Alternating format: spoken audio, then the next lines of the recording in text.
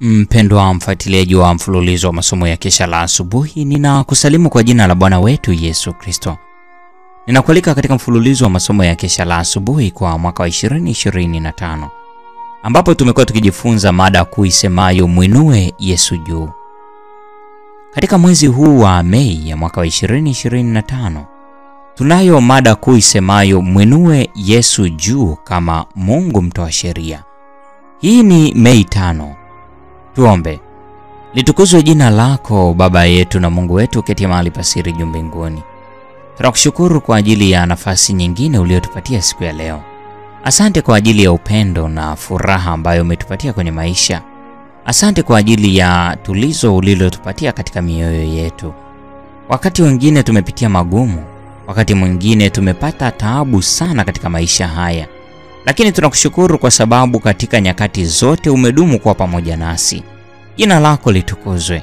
Nasi tunajikabidhi kwako kwamba tunapoenda kujifunza masomo haya, udumu kutuongoza katika jina la Yesu. Amina. Mada ya leo inasema ishara maalum itofautishayo. Kutoka sura ya 31 ya 16 na 17 inasema, kwa ajili ya hayo wana wa Israeli wataishika Sabato, kuiangalia sana hiyo Sabato katika vizazi vyao vyote. Ni agano la milele.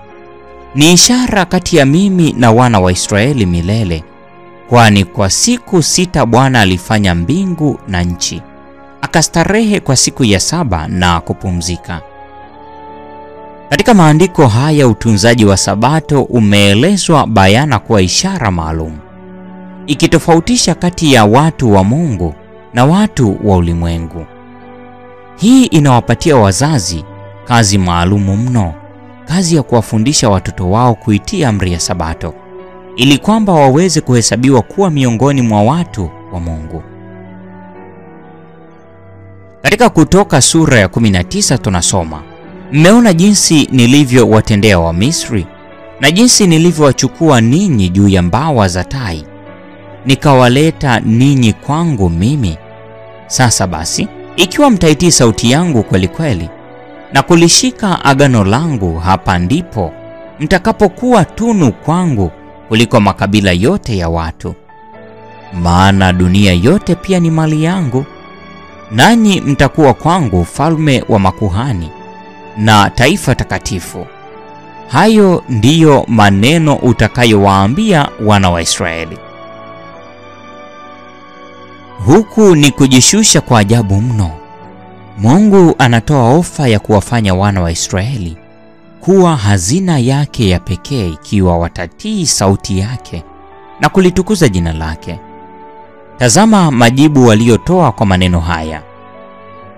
Musa akaenda, akawaita wazee wa watu, akawafunulia maneno hayo yote Bwana aliyokuwa amemwagiza.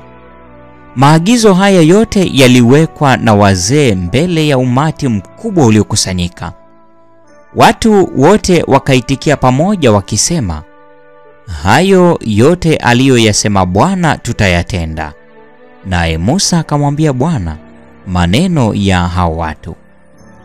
Manuskripti ukurasa wa 152 mwaka 1901. Ni ya juu mno thamani ya imani sahili na utiifu usio na shaka. Ni kwa kufuata njia ya utii kwa imani sahili ndipo tabia inapata ukamilifu. Adamu alitakiwa kutoa utii mkamilifu kwa amri za Mungu, na hakuna kiwango cha chini kilichowasilishwa kwa wale wanaotamani wokovu leo. Yesu anasema, nanyi mkiomba lolote kwa jina langu, hilo nitalifanya, ili Baba atukuzwe ndani ya Mwana. Mkiniomba neno lolote kwa jina langu, nitalifanya. Mkinipenda, mtazishika amri zangu.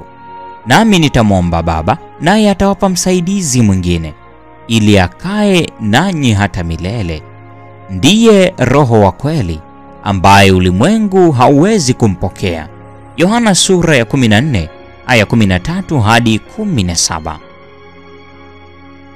Ulimwengu unafanya mapatano dhidi ya ukweli kwa sababu hautamani kuutii ukweli. Je, mimi ambaye ninauelewa ukweli Nifunge macho na moyo wangu kwa nguvu yake iokoayo, kwa sababu ulimwengu unachagua giza badala ya nuru. Leta 119 mwaka 1895. Sheria takatifu ambazo shetani anazichukia na kutafuta kuziharibu zitaheshimiwa katika ulimwengu wote usio na dhambi. Patriots and Prophets, ukurasa 342. Hii ni Mei 5, mada ikisema ishara maalum itofautishayo. Na kwa nukta hiyo ndio tunakuwa tumefikia tamati ya tafakari ya somo hili siku ya leo. Neema ya Bwana wetu Yesu Kristo, pendo la Mungu na ushirika wa Roho Mtakatifu dumu kwa nasi sasa na hata milele. Amina.